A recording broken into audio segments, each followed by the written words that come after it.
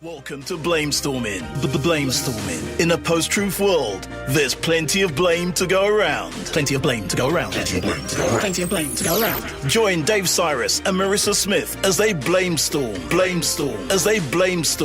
about today's hot topics. Hey guys, I'm Dave Cyrus. With me as always is Marissa Smith. Hey guys. Our guests today are David Feldman. Hello. And Tom Goss. Hello. How we doing, everybody? Now, Tom here. Tom is in town for the old Skank Fest. Yeah. He's excited to do some. You can do stand up at the Skank Fest. You're gonna roast battle. You got a whole thing lined up, right? Yeah, doing a live podcast, and yeah. Now, David Feldman is also an accomplished roast battler. Oh yeah. Yeah, he's 0-2. Hey. But his losses were to Pat Dixon and Kurt Metzger. Oh, okay. And I got robbed. Yeah. And I had to write basically all his jokes You're right. the day of because he didn't write any. So Yes. I feel like those aren't as bad a losses as we should think of them, or at least as I'm going to frame them. What But, is Skankfest? It's the Legion of Skanks guys. They run a festival, and they asked us to do a podcast. Yeah, they're a very Okay. popular podcast, Legion of Skanks. Yeah. And they do this yearly festival where they do roast battles. There's naked roasting going on. James Pontillo, who's been on this show, is going to be naked roasting Keith Carey. Who's my co-host and my roommate. Yes, on the Mean Boys podcast. That's, of course, Tom's very much more popular than us podcast.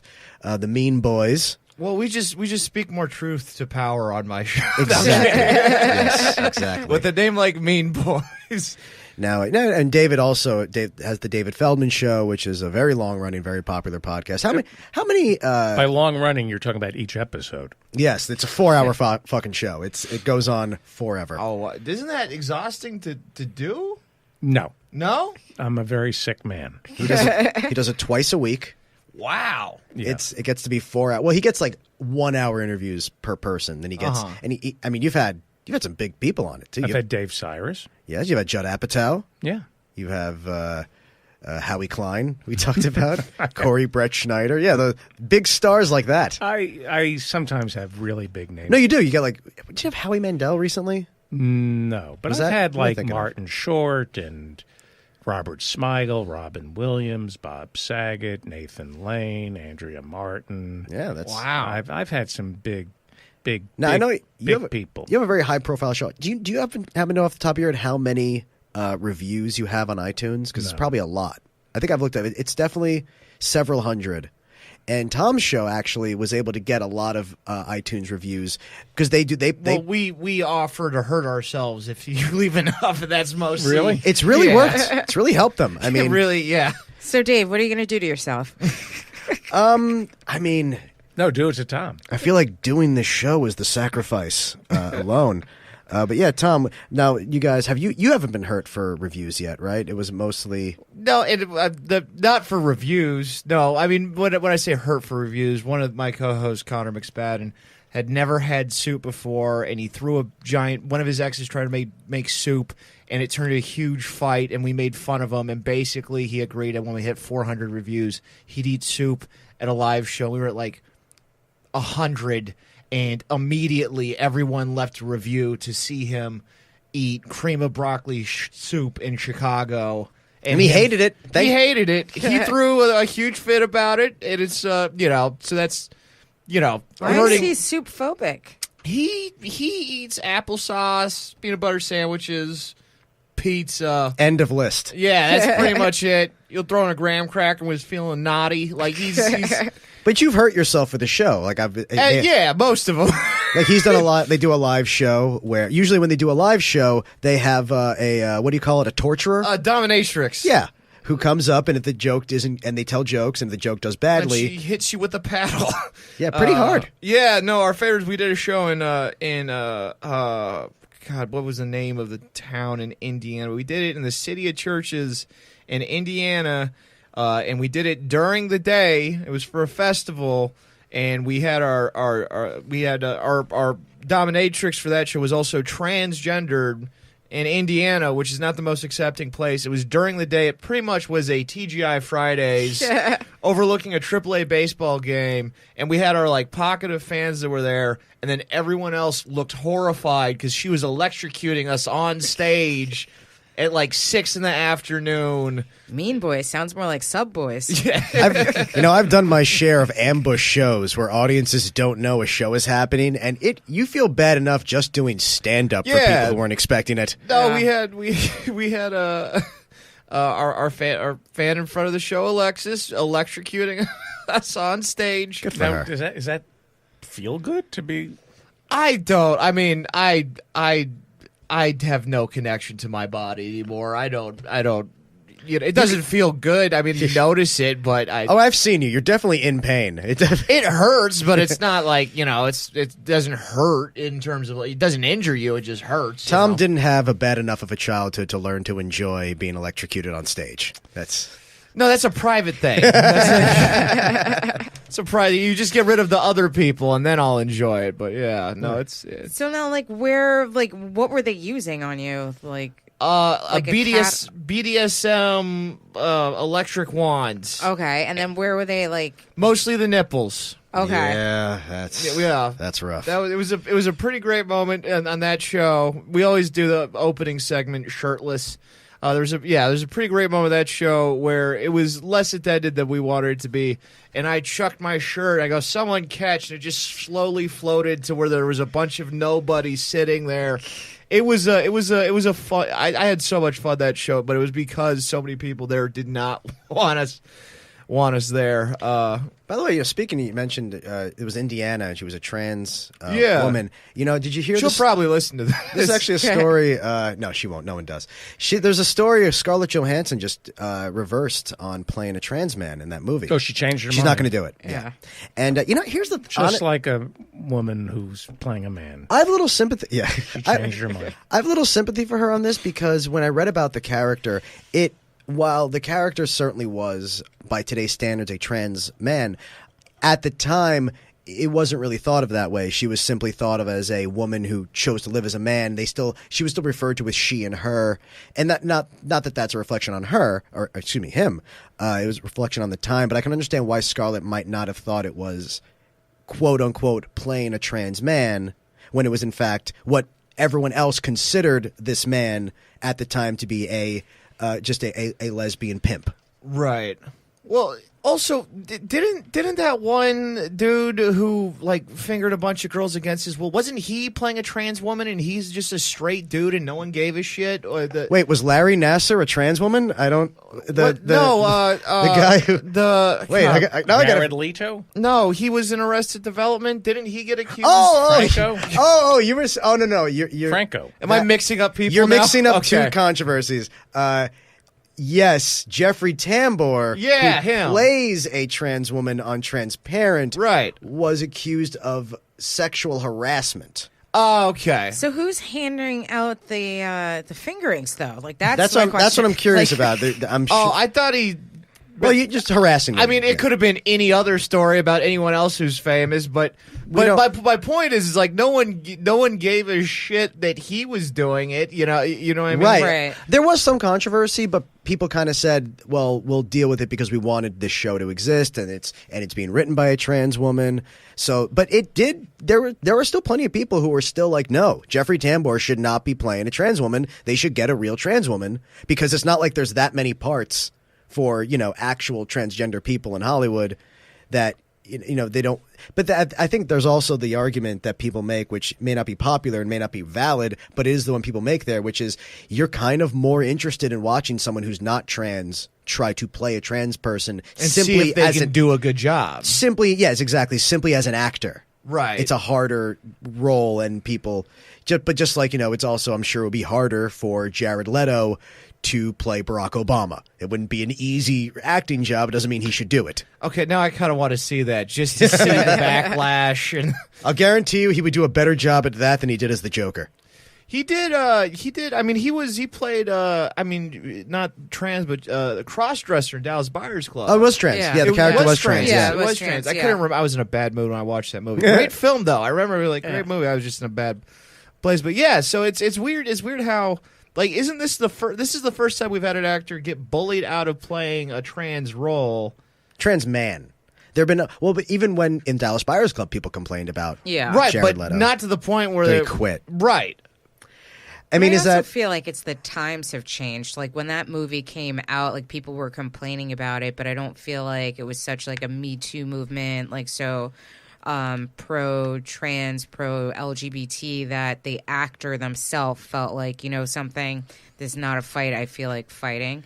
Like, Right. Like I feel like she just played a white Asian character? She just Yeah. played Ghost in the Shell. She'd already pissed people off there. Yeah. Even though the character's a robot, it's a little bit less appropriative than maybe it's described as, because in Scarlett Johansson played a robot in Ghost in the Shell, which is of course a Japanese comic book and anime. So people were like, "Well, you're kind of playing an Asian character," and the argument was, "Well, no, I'm playing a robot made by Asians, so that's not necessarily playing an Asian character." Why are these the arguments we're having? It's a good point. She was taking work away from Asian-looking robots. Right, exactly, and you know, Scarlett's definitely, her heart seems in the right place. So I'll give her a pass and say that she probably did want to empower this character, and because, like I said, certain versions of the character, when I looked it up, like historically, did not describe her at all as a trans man. They just described her as a lesbian who wore suits. So I can see why maybe she thought she was going to play just a gay woman. So maybe that's why it was. And then later they were like, no, she actually wanted to be called him and her, him and his and he. So I get it. She was a pimp, by the way. So, you know, she does deserve her respect. It was probably very hard to be a lesbian pimp in the 70s. It's tough out there for a female pimp. Yes, it's hard out there for a pimp who's a woman. Yeah. Yeah. I guess, you know, honestly, it's not for me to say, because it's not an issue I'm close with. Some of the things, like, to me, it's mostly interesting that now is that people pick this role, and it's the first woman to man one, really, that it's been this bad. All the male to female ones got through. I have a question. Just real quick, change the subject real quick. Yeah. This is a story that just came out today. That we found out that the law enforcement, U.S. law enforcement, was able to determine exactly when the Russians started hacking the DNC, started hacking into the Democratic Convention committee, got John Podesta's emails, when they did all that stuff, because now we're finding out that we have our espionage was actually pretty good, that now we were able to that with the help of some other countries, we bugged them, we found out exactly what they did, and we found out that the actual hacking occurred within hours of Donald Trump's announcement on TV. If there's any Russians out there listening, Hey, Russia, are you let's listening? find her 30,000 emails. yeah. And so the argument now is, well, that does lend itself more to the idea that this was Conspiring. that with this was a direct yeah. thing, that this was about Trump taking advantage of a foreign government to win an election, which of course is illegal. Here's my question. This is what I think. Yes, he's that stupid. This is what I mean, he is stupid. On some level, he probably thinks if I said it in a speech as opposed to in private, that makes it okay, just like with his pardons. But here's what I think really happened. I still believe that we are currently watching the middle section of a long-term espionage act against Trump, and that when they started hacking into those emails the day he said it, that was specifically to make Trump guilty of something that they could then use against him. I don't think this was about helping him win the election as much as it was about, let's get a president in there that we can then blackmail. That's interesting. And I think that there's something weird about the way that the Russians have gone about So this. he was set up. I think he was absolutely set up. That's interesting. I think that Trump, and I obviously this is just pure conjecture. I don't have evidence. I'm not saying that like I know this is true, but No, it's it interesting. makes sense to me because, and I said this before, like on your show, that we saw that email that Donald Trump Jr. got from the Russians, and in that email it said, "I am a lawyer, and I am coming, and I have information about Hillary Clinton," and it said in the letter, "on behalf of the Russian government." Right. The only reason I can imagine for why they would specifically say this is coming from the Russian government is for the purpose of blackmailing him later. Because why would you ever spell it out because that lawyer knew they were committing a crime. Trump might have not known it's a crime, but the people sending it knew it's a crime. Interesting. I keep thinking of that, saying they're essentially sending him an email that said, "Hey, Donald, I have some very illegal material to give you. If you say the words YES in quotes, I will then send you this material quite illegally, and then we can illegally change the election." Like it seems, and then Donald Trump Jr., which is like, yes, for the love of God, give me all of it. And I just can't help but think, like, this might have been, I mean, going with your theory, this might have been an Interpol sting that got completely out of control, where the Russians and the Americans were working together to get him. Yeah, to get Trump Jr., you mean? On money laundering. Well, yeah, I mean, the money laundering is the whole other aspect, because that was what we know Trump was probably doing long before even running for president. We knew that they had all this money laundering stuff. I mean, Manafort, that's what he got arrested for, right? Isn't that what he's actually in jail for technically, or what he's going to be sentenced for, is the money laundering, even though it was before the election. And, you know, this is his buddy, the guy who got him, you know, as to win the primary.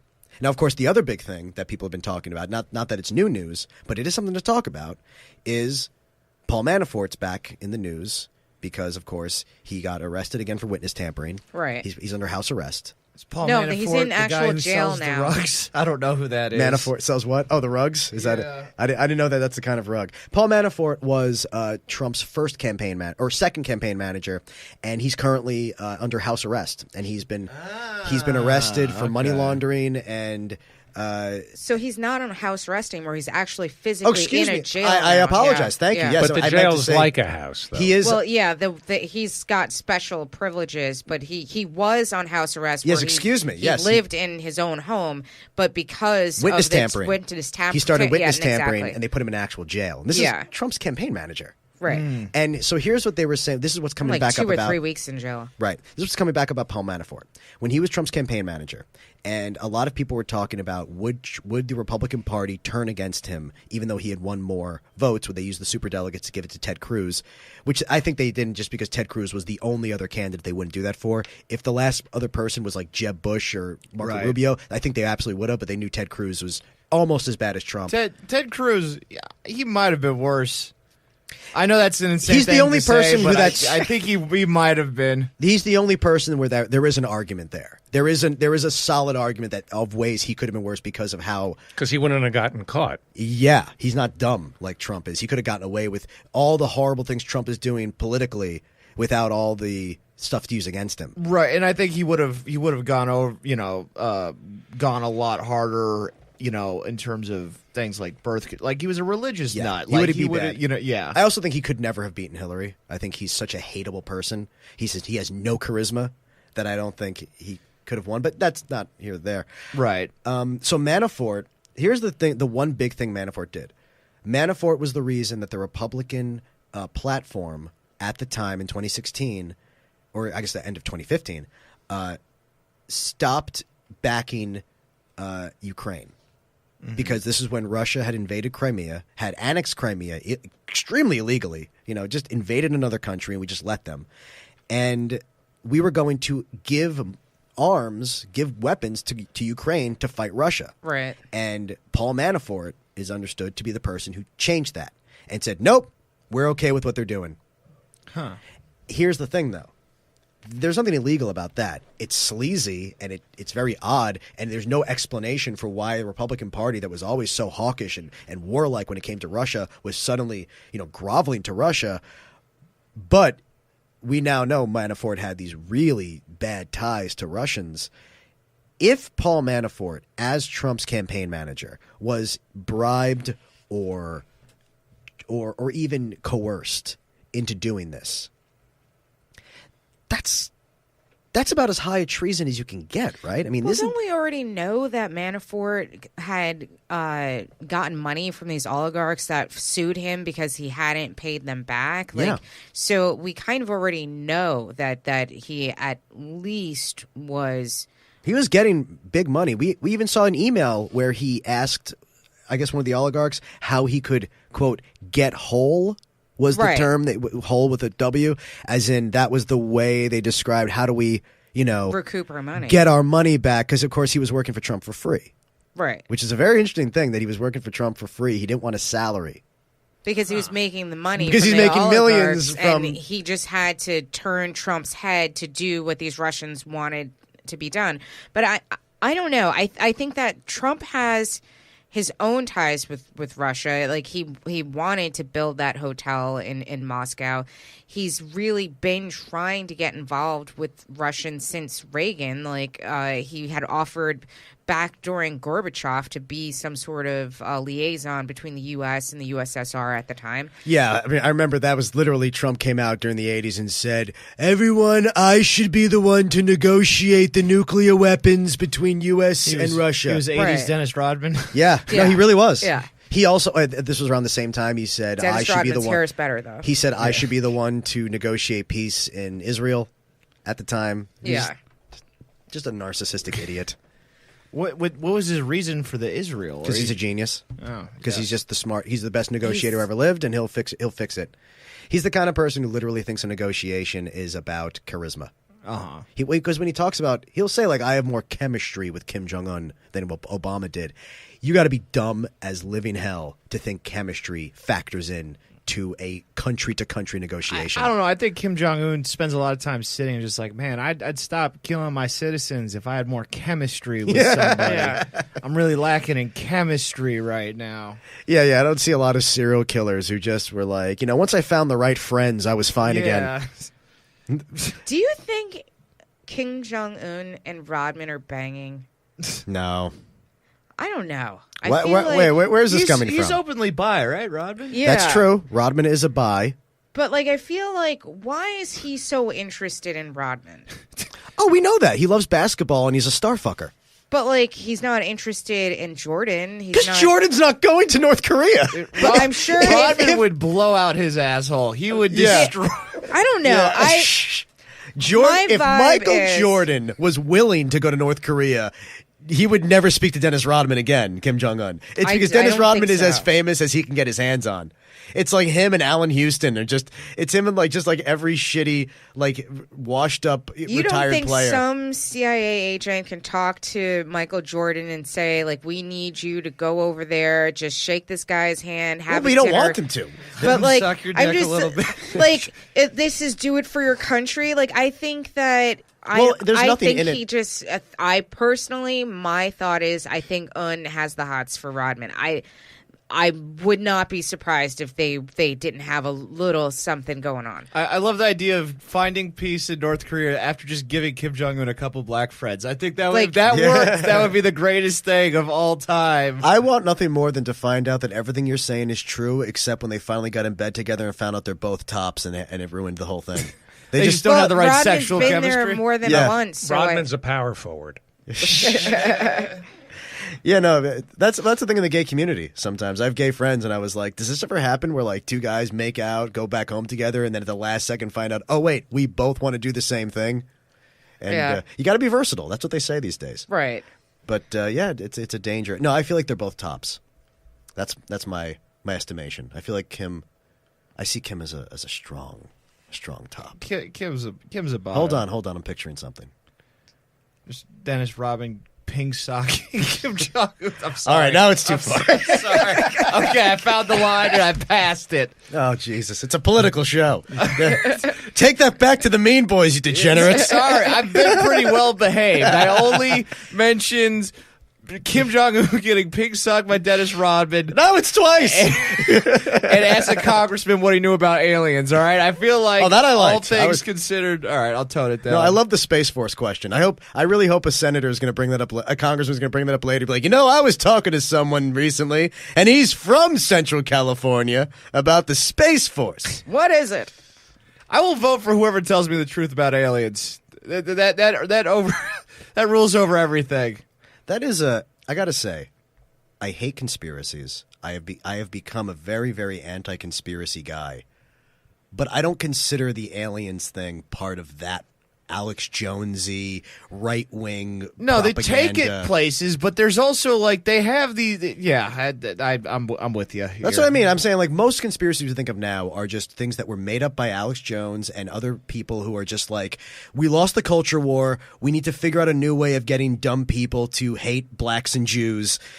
Let's just tell them that there's like just some crazy conspiracy where the blacks were created in a laboratory and the Jews have robots and they're sending us out for. But like the aliens one, I don't know. I'm not saying I believe aliens, but I'm saying like that's one that I'm a little more open to. I don't know if I believe it or not. I know there's something they're not telling us. We're building an army for space. Like you can't get any more weird. We've had very top secret military bases in New Mexico and Nevada for years and years and years and years and years and years. Yeah. Well, just because Kim Kardashian could theoretically be O.J. Simpson's daughter doesn't mean she is. No, it's Chloe. Chloe's his daughter.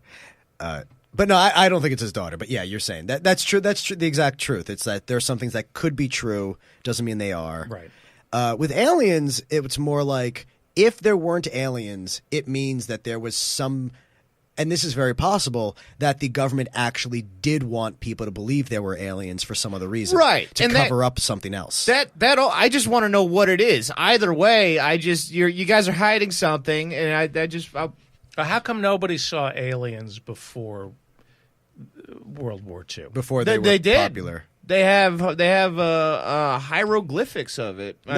There are alien stories throughout history, but you never really when there's stories about the hieroglyphics, and it could be aliens. It could be something else.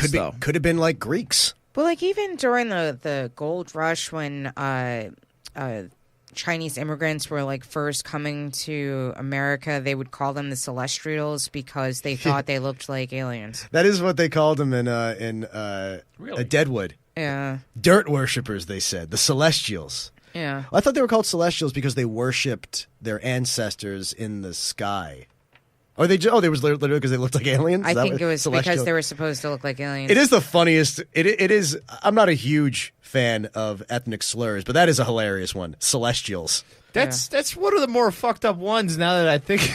Like, yeah, you look like that thing we don't know exists or not. Like that's kind of a.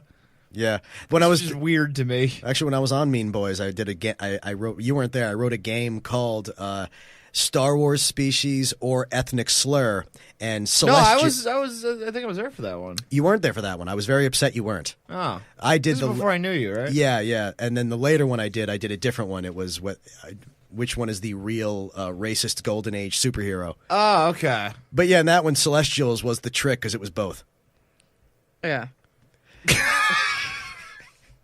Wait, there's a Star Wars species, Celestial? There's a million friggin' species. If you include the books, it just goes on forever. Now, how many times do you have to watch a Star Wars movie before you finally understand and keep all the characters straight? Any day now.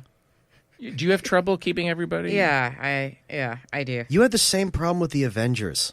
Did you even didn't you say you couldn't even follow that? And I'm like, really? You can't tell that the one who looks like spider is Spider-Man? I couldn't even follow My Dinner with Andre. The two guys talking. Which one is Andre? That is a deep pull. My Dinner with Andre. That's the famous. It's just two guys having an awkward conversation movie. Yeah, and it's been parodied a lot. I only know what it is because it was parodied by Andy Kaufman and Classy Freddie Blassie. My Breakfast with Blassie. Great movie. I don't know if you saw that. Oh, this was all about wrestling. It's actually pretty funny, and then, God, I know there was it's one of those movies no one's seen, but I see it referenced all the time. Wallace Shawn. Yeah, it's just a movie about a guy who has to have a dinner he doesn't want to have with someone. Back in those days, where you could have a movie that was literally a dinner conversation. Oh, it's a great movie. No, it's just two people talking. It's crazy. I can't even imagine that getting made today. Today we call that a podcast. Yeah, yeah. Not even like a popular one. It would just be. God, people were it was like boredom didn't exist in the 70s. Like people could watch a 45-minute setup in a movie. Oh, I think right now boredom doesn't exist. I think people are so forgiving of everything. They just stare at Hours. What's and the hours. opposite? Now people are terrified of being bored. But they put up with so much crap. They're not bored by it somehow. There are a lot of stans who are willing to put up with a lot. Really? What do you Yeah. mean? I think, binge viewing, and there's a lot of... That's stimulation, though. That's like keeping your mind busy. Yeah. People like to keep their minds busy with nothing real, just like busy work. but it's boring, and they're putting... You said, Right. But sorry. There's No, no you go. quality to what they're watching. They're just like endlessly consuming hours of like visual McDonald's. Yeah, well, if you can stare at crap, you don't have to look at the crap in your own life, and that's what the people are more and more enabled to look at themselves, and the television's a good way to escape it. I Same think thing their with the phone. attention span is much longer now than it was back in the 70s. Oh, They're God, not it's really paying attention. They're just Yeah. kind of I using think- it to create static in their brain. Well, I mean, is it an attention span that lets you binge watch a show, or is it the opposite? Is the attention span the ability to not be entertained by something but still pay attention to it? I don't know. I mean, But like if you're binge watching something, like I binge watch a lot of shows, but I'm not 100% paying attention to any given show. Like I'm watching it, I'm in the kitchen, I'm on my phone, like I'm doing stuff. It's just kind of like white noise in the background, Right. but I'm not really. What are you binge watching these days, Maris? I'm re-watching Nip Tuck actually. Oh, for God's sake. Yep, that's what I'm doing. What is- you asked what the is question. Nip Tuck is an older, it was like a few years ago, it was a show about plastic surgery. oh. And I was never, it was popular. I was never into it. how many hours can you watch a day? I can finish a season In one day? in one day. I Yeah. guess if it's like a 10-hour show. Or 12. Like I can literally if I'm into the show, I will finish the whole season. Because then like sometimes like if I get really jazzed about it, then I'm like, oh my God, I had to like start the next one. But So yeah, you're talking about watching 12 hours straight. yeah, I can do That's it. amazing. Yeah, I can do it. You know, and that I think that should be about the writing. If it's a good show, makes you want to keep going. A good show makes you want to keep watching it. I mean, I as writers, that's something we should appreciate. Yeah, but I'm not trying to be rude, but does it ever occur to you that maybe you should be doing something else? Well, I am while I'm watching it. That's what my whole point was, is that like you're never completely. She's doing her laundry. She's doing dishes. Yeah. I get that. Yeah. I might be like writing while I'm watching it, but I'm not, or talking on the phone or texting people or Facebooking or, cleaning my closet. But it like that was my whole point is And that do you when feel you're being cheated, though? Like, are you able to follow everything? Like the Americans, you have to pay attention to. Oh, it's such a good show. You should watch The Americans. I haven't seen it. It's so freaking good. Yeah. That's the show about Russian spies in the 80s. Oh. It's amazing. I think I saw a preview for that. It's my uncle. I told him to watch it, and he was like, "I can't watch it." I'm like, "Why?" He goes, "Just pisses me off too much. Those Russians making us look so bad." I'm like, "That's so funny that like he couldn't watch it because he took it personally that they were making us look like fools in the show." I love that. Like now with Trump. Well, yeah, and Well, they don't look like fools now. They yeah, exactly. No, they're making us look like fools again. Yeah, my uncle though, that's another guy is a lifelong Republican, voted for Hillary. Because of the smart Republicans, the ones who were like honorable people who just, didn't want to pay as many taxes were like, no, I'm not going to throw my future away on this idiot. right. No, it's a scary thing that like just considering how many Republicans left him, yet how many he picked up. Well, the thing is, Trump picked up all the people who didn't vote at all. Yeah, that was.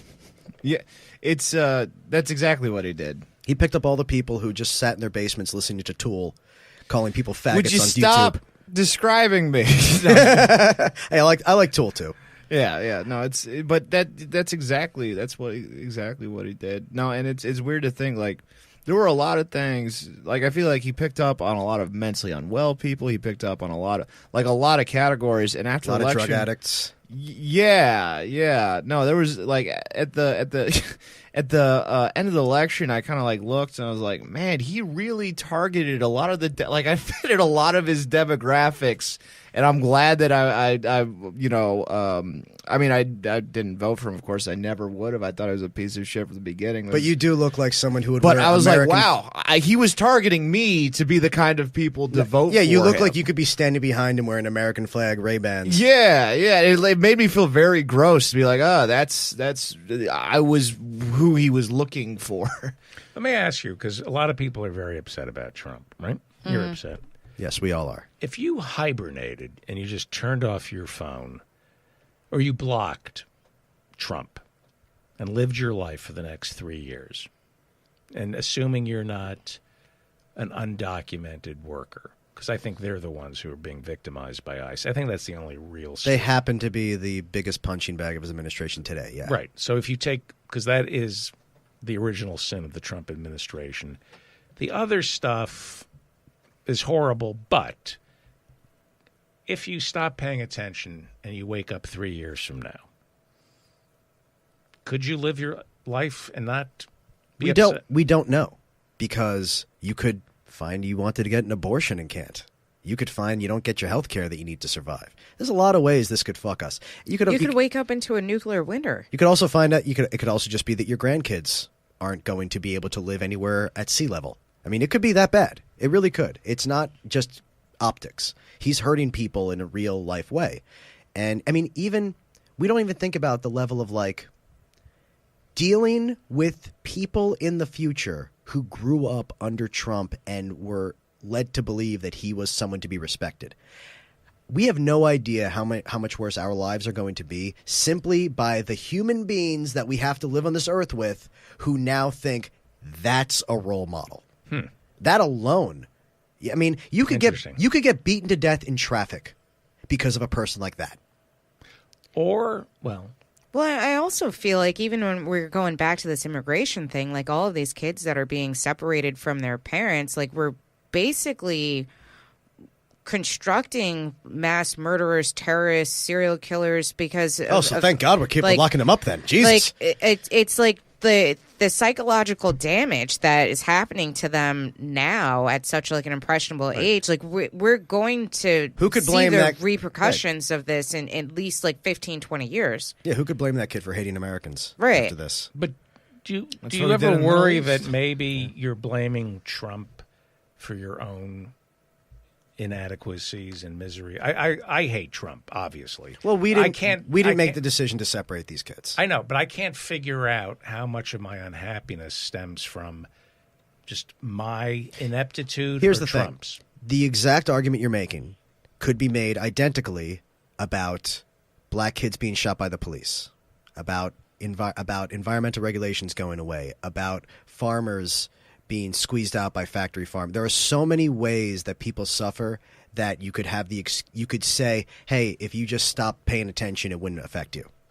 And a lot of those are true, and you should care. This one actually isn't. This one, there are so many ways that this could potentially affect your life. And I've talked to people about, you got $800 more a year. You really don't think that it's going to even out in any other way? You don't think that the fact that you might end up having to pay substantially more for your health care, or that there's going to be just less infrastructure in the area you live in, you could end up spending that much because one pothole wasn't filled because we don't give money to the local municipalities anymore. People are so short-sighted about what is happening, and you don't think about it as being a direct correlation, but crime goes up when you offer less people food stamps. Crime goes up when you have less children being given after-school programs, which is happening now. Right now, because of decisions that Donald Trump made, there are no longer free condoms in multiple African countries. These are countries we used to give them millions of free condoms to try to help HIV, and Trump stopped that because, for obvious reasons, he considers these shithole people, and he could not care less about continuing the good work that both Obama and George W. Bush did of stemming AIDS in Africa. AIDS in Africa is starting to come back for the first time in decades because Trump doesn't give a shit. And that there are so many ways that can end up affecting your life in ways that you don't really see. It's not going to be a direct thing. There's so little ways it's going to fuck us. Do you think this economy is as good as people say it is? Because I don't think the economy is that good. And I can't tell if it's me or the economy. I think it's both. It's a semantics question. What is good? Is good, if you're saying good compared to what people once considered good life? No. Compared to what it will be the rest of time? Yes. Because things aren't getting that much better economically. We've had this discussion. Me and David have had this discussion about automation and robots, and my attitude is you can't just not have robots because then the other countries that have them will crush us over in the long term. And that you have to just accept the fact that eventually there will be significantly less jobs, and it will be the responsibility of the wealthy and the government to take care of the people who are left behind in that economy. Just like in Star Trek, where everyone has universal income. And everyone just given what they need because there's so few jobs because everything's done with technology. Is that what happens in Star Trek? Yes. Star Trek is an ideal. It's a globalized economy. It's a one-world government. Wait. In the movies? Earth. Yes, and the TV show. On the TV show? Well, it's all the same. It's one canon. For God's sake, David. It's all one storyline that in Star Trek, the planet Earth is one world government, and it's part of the Federation of Planets, and that everyone is provided everything they need, and there's no such thing as poverty because technology fixed the problem. But at the same time, there is not a need to work. You work because you want to, because you have a passion for something, meaning that everyone is provided with all they need. And are they happy, or is it dystopian? Well, it's Star Trek, so it's perfect. They're happy. In Star Trek, Earth is the utopia, and it's the other planets that they have to, help. Now, it's Star Trek, so it's not real. But I'm glad you know that. Yeah, so we don't know if it would work, but it is an ideal version of a future. It seems like the only version of the future that is sustainable. One where you're taken care of because people can. So I don't. That's why it's anyway. To answer your question, that's why it's better than Star Wars. Star Trek. You mentioned Star Wars before, which I'm not a big fan. We went from politics, which I don't know a lot about, to Star Trek, which I somehow know less about. We're covering all the things that So I think with the economy, like I think that it is it's going to get worse, but we haven't really seen yet exactly how. Just with the tariffs alone, eventually these companies are going to lay off more people because they have to spend more money because of the tariffs. So I think are we sure about that? Because I'm just playing devil's advocate here. Okay. Maybe the tariffs are good. Maybe China is a bad country. Maybe they have human rights violations that are even worse than the United States. Maybe we shouldn't be doing business with China. Maybe they cheat. Maybe they have their own. I mean, that's probably true, but that's also probably not the best reasons to make that decision. But there's been a race to the bottom. All our manufacturing jobs. I know they say manufacturing has gone up in the past couple of years, but the fact is we don't really make anything here in America. There's a race to the bottom when it comes to wages. I'm not defending Trump, but... Well, we know that he's certainly not doing it for the right reasons. He's doing it because he just needs to make enemies to keep us, on his side. He just likes the concept of a trade war, but I don't necessarily think he has any sort of understanding of what the implications of that is. I just think he thinks that it's tough to say. Well, look, But it probably isn't going to help us economically. Aren't we? Well, how do we know that? I mean, we did business with Nazi Germany, and we ruled the day. Eventually, we said this was wrong. Did we? I mean, did we ever actually say we shouldn't have worked with them? I mean, we profited off of it. That's the thing. It's like it did work. We say it was a bad idea because after it's over, we can say, having all this money in our pockets, say, oh, man, I wish I hadn't done that. Yeah, but I mean, when you look at what China is doing in Tibet, and it's pronounced the Uyghurs, they're the Muslims who live in Western China. They've turned that into... I will give anything. I want so badly to find out that is not how you pronounce it. It is. I watched them... I thought those were the cousins of the Gigolos. Yeah. But when you look at the way they treat their people, should we be doing business with them? But do you honestly think that his reasoning for a trade war has anything to do with the Uyghurs of Tibet? Well, but maybe it does have something to do with bringing jobs back to America. And increasing wages. There's no reason to think it's going to bring jobs back because we're losing more jobs over the people who can't afford the steel that they were making things out of. So we already know that there's more jobs in receiving Chinese metal than in selling the steel ourselves. I think it's just because everything he does is about taking advantage of what he thinks the people who are the least informed will agree with. Mm-hmm. And to them, they say, we should make them pay more. They want to sell us metal. It's like, yeah, more. Like that, they just hear that one word. But I think this anti-globalization doesn't really go anywhere. I think it just everyone just trying to be their own little country and not trading and not, working together. It just seems like you're fighting the future. I also don't see how it can't force an inflation, because like all of these items, their prices are going to increase because of the tariffs, and then people's wages are not going to increase, but all of the things you want to buy are going to be increased. So I don't really understand how that's not going to force inflation, which will then also be more detrimental to the economy than it already is. I mean, he broke the Iran deal, and that's why gas went up. Right. Just plain and simple. The first time a president actually did affect gas prices. I don't think he cares at all about how things are going to affect the economy. I think he just stop it. I think he just shaving whatever that you're making. Is it making noise? Yeah. No, I think he just wants enemies and he needs them every day. One last question. Yeah. It's your show, but I just wanted to ask you Okay. this. The Chinese are reciprocating by invoking tariffs on products that are in key states that the Republicans need to win the midterms. Uh-huh. What's worse, what the Chinese are doing to influence our our midterm elections, or what the Russians do? If you're employing tariffs, number one, are we certain that these tariffs that China is sending to us are specifically to punish the Republican states, or is that just because the Republican states are the ones that usually do more manufacturing? no, well, they're targeting whiskey, bourbon, which is Kentucky. Right. They're going after soy, which is Iowa. They're going after. Do you think it's soy specific? is really hipsters? Do you think it's specific? No. Soy is in everything. Yeah, he knows. Soy is no. I have an allergy. Soy is in. If you rattle off whatever you ate today, unless it's produce, it's in everything. It's even in the meat you eat, because that's what they feed the animals. Tom is a vegetarian who can't eat soy, so you can imagine he knows a lot about soy. I know. Wait, it's turtles and soy, man. I know so much shit. Soy is so overproduced and subsidized by the government, and it's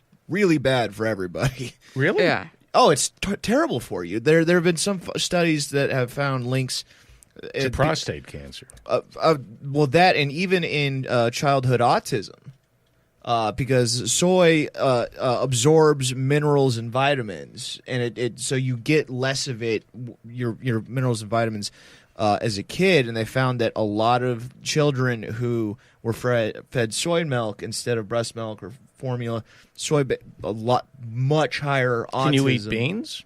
The soybeans? No, I can't. I mean, here's the thing: if you eat it in small amounts, you should be fine. Women can eat a little bit more of it than men can because of the phytoestrogen. But even it's in too much of the average woman's diet in America as well. But yeah, it's really bad. It's in almost anything shelved. It's why so many vegetarians look so unhealthy.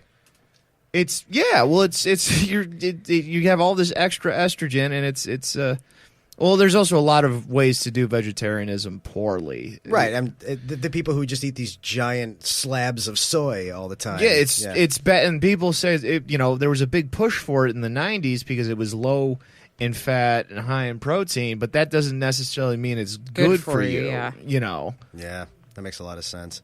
But what you're saying about China, I don't know. I did not know that they were targeting Republican states. I thought it was just sort of those are the states that make the things that they were buying. But it's not that bad because they're transparent about it, though. Yeah, they're kind of just saying you're screwing with us, we're going to screw back. It's not like, and also there's nothing illegal about it. The major thing we keep forgetting about Russian tampering was that they broke the law. They stole. They lied. They copied copywritten pages to make people believe they were watching something on NBC when they weren't. That's a big difference in this. And if China wants to hurt Trump in retaliation for him playing hardball with them, I mean, why shouldn't they? It's not like they're doing it because they're calling Joaquin Castro and being like, hey, listen, we're going to do this we're going to put in these tariffs, but you got to make sure that they get dropped if you become president. He's the only person I can think of off the top of my head who might run, and I'm pretty sure he's not. Personally, I'm a Mike O'Malley man. Remember Mike O'Malley? Baltimore. Yeah, he was the Mike O'Malley was Actor for Austin Powers. Mike Myers. Yeah. Was it Mike O'Malley or Martin O'Malley? Martin O'Malley, thank you. He was the guy running against in the primaries with Bernie and Hillary that no one even acknowledged his existence. I did though because he was 55 and had ripped abs, so that's a president. He's just he looks like central casting for a president, and it's so funny looking back on it. Man, he would have won so easily. He just had no baggage, and everyone just was everyone was so swept up in Hillary and believing that, we know the emails aren't a big thing, so we assume everyone else will. Oh God, I hate this country. So, talking about the emails and Trump, did you guys watch the Peter Strzok hearings? Oh God, yes. David and I talked about it on his show yesterday, and. Jesus Christ, that was embarrassing. What happened? So basically, Peter Strzok, real background, was the FBI investigator. He was a assistant deputy FBI. He right underneath Comey. Yeah, Okay. yeah. He was in charge of, or one of the people in charge of the investigations, both into Hillary's emails and into Trump's Russian collusion, specifically before the election. And some people hacked into his texts, and they found that he was having an affair with one of the women that he was working with, and that they had a bunch of texts between each other personally saying things like, God, this Trump guy is just a nightmare. I can't believe, people are falling for this. He's going to lose every state. And at one point they were like, he's such a detestable piece of shit. He goes, don't worry, we'll stop him. And the Republicans have all tried to say that, well, that text proves that Donald Trump is innocent and that you were framing him. And they had this for 10 hours, something like that. Yeah, he sat there 9 hours. while every Republican senator and congressman got all emotional and really showed how hurt they were. And I can't believe you would be so biased. And they sucked because they gave this guy, Peter Strzok, the opportunity to sit there and say, well, I'd like to respond to each one. And the funny thing was, every one of them would say something to him and it wouldn't be a question.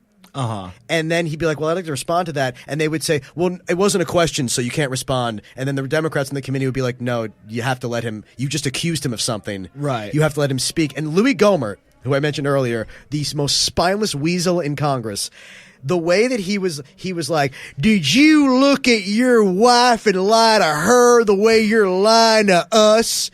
And then Strzok says, all right, I'd like to respond to that. And he goes, he's not allowed to respond because I didn't ask a question. And then they said, well, he's going to respond. And he goes, well, that means you're changing the rules for him. He was such a little bitch. It was unbelievable. And so I would have said, no, I looked at my wife the way Donald Trump looked at Melania when she found out about Stormy Daniels. But what they did was they did exactly what I was hoping was going to happen. They say to him, how could you? They kept saying, well, you were biased. He goes, I'm not biased. I hate the man, but I'm not biased. I did my job.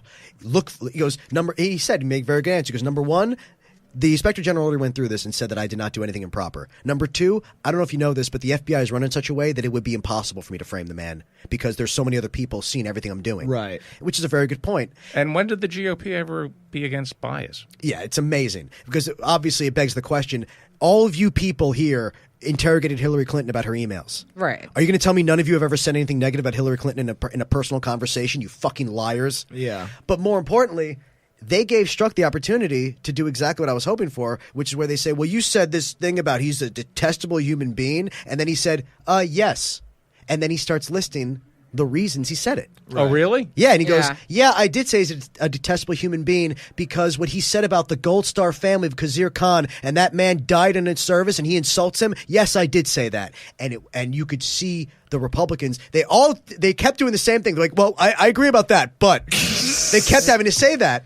And you put him in a position to remind all of us that, every horrible thing he said about Trump was completely reasonable because it was true, because he's a psychotic piece of shit. And you're reminding everyone that you're basically trying to argue that there's nothing bad he's ever said that deserved people to. And then other senators, the Democrats, started listing things that Republicans had said about Trump. Yeah. And how much they hated him. Yeah. And saying, and said, Mr. Strzok, did you say, and he would read a quote from Mitch McConnell before the election. Right. And saying, I will never that's support this genius. man. This man is a horrible human being. This is an embarrassment for our nation. And then saying, how come none of these people are being called biased? It was, and I said this on your show, this is what I mean more than anything. You knew that these Republicans knew they didn't have shit because they were all mad. They were all banging the table. How dare you, sir? That's not what someone who's got shit on you acts like. Yeah. When they know they got you dead to rights, they sit there calmly like, what do you have to say about this? Yeah. Because if Donald Trump were the one being interrogated, I guarantee you one thing. Every single one of those senators would have wanted to hear his answer. Right. And none of them wanted to hear Peter Strzok's answers. They all wanted to be able to put on a big show and have him sit there. And he came off so real in comparison to them Yeah. that it was really impressive. Well, Trey I'm going Gowdy to watch it on C-SPAN tonight. Trey Gowdy seemed more unhinged than normal also, and I feel like every 'Cause he single knows. day, like he just seems to be like more and more unhinged and has less grasp of reality. Well, nobody wants to be defending him. Nobody wants to be in the position where they have to pretend this is normal behavior. Is that Yeah. a good assignment for tonight to go home and watch C-SPAN? Oh, absolutely. I think you really enjoy it. Don't just watch the clips. I mean, I sat and watched this. I mean, you've got 9 hours on your hands. Just I'm going binge to binge it. watch it. Yeah. Yeah, use that 70s sense of ability to pay attention to things. But yeah, I know we must not have much time left. But before we get out of here, yeah, I would definitely encourage anyone to check out the hearings, because I honestly believe if you watch those hearings, you will even if you're not on his side now, you will say this sounds like a normal guy who just shared his political opinions and did his job, being interviewed by a bunch of panicked liars. Yeah. Yeah. I might even watch that. That sounds like a lot of fun. It's not bad. Yeah. The Louis Gohmert one especially. But there was some woman. I mean, this is how I knew that they were in trouble. This is how I knew they didn't know what they were doing. When I swear to God, I saw them do this, where the one guy was like, I see that you sent 700 text messages in 1 week. I thought you were working for the government. And the guy goes, well, those were all texts about work texts. between people at work. It was 700 in a week. If 100 texts in a day seems like a lot to you, you probably don't own a phone. Like, I don't know how old this guy was, Right. but he was acting like, he kept being like, well, I don't see how you had time to do your, and the guy was like, I'm at work, I'm at the FBI from 5 a.m. to 11 p.m. Right. I'm texting my coworkers. Yeah. It was pathetic. This guy, Peter Strzok, should run for office because he didn't. It's amazing that they this is all they have left. This is all they have to cling to. You hated him. You hated Donald Trump, and that's how we know he's innocent. Once again, could you imagine somebody watching Law and Order and they're like, "We got to find this rapist. Oh, I can't wait to get this piece of shit." How many of these people jump up in that moment and go, "He's innocent"? Right. Every investigator thinks the person they're investigating is a piece of shit because they see the things they've done. Right. That's their job is to explore the piece of shit. But he wasn't particularly pro Hillary either, and like they seem to kind of like gloss over the fact that he had just as many negative things to say about her as well. And Bernie. He was Yeah. just a guy who talks shit. Yeah, he was- hated everybody. Which is honestly, those the are the most guys I unbiased want thing. in the FBI. I want Everybody's a piece of shit equally. yeah. Yeah, I want a guy who's a pit bull, a guy who's going after someone. This is serious stuff we're doing here. There's a reason this guy got to that position. He's good at his job. Yeah. No, it's honestly amazing that it was. And I forgot who it was. There was one woman, and it just that's how you know they don't have anything when they have to make it so dramatic and so emotional. And she's like, "I cannot believe the disrespect you are showing us."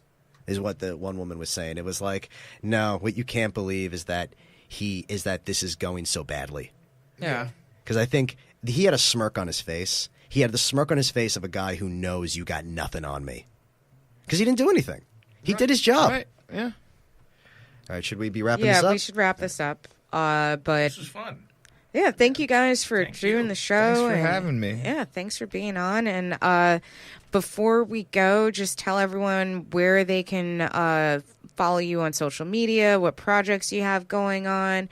I'll start with you, Tom. Yeah, Goss6 on Twitter and Instagram, and Mean Boys Podcast on wherever you can find podcasts if you enjoy. It's completely uneducated, segmenty, game. Like there's Very funny. You're not going to learn much, but you'll laugh, But it's yeah, and we're all idiots and we enjoy being idiots. But yeah, Mean Boys Podcast, GosGos6 on Twitter and Instagram. David Feldman Show on iTunes. Love to have all you guys on and gals. And David Feldman on Twitter, David_Feldman_. Thank you for having me. This was fun. Thanks for being here. Dave? Dave Cyrus with an S. And all my gigs will have already happened by the time this airs. Follow the show on Twitter at The Blame Storm. Follow me on Twitter at Marissa Smith. And if you enjoy the show, you guys, please rate, review, and subscribe. You can catch me at Greenwich Village Comedy Club on July the 28th at 7 p.m. I believe Dave is also going to be there. And we will talk to you next time, guys.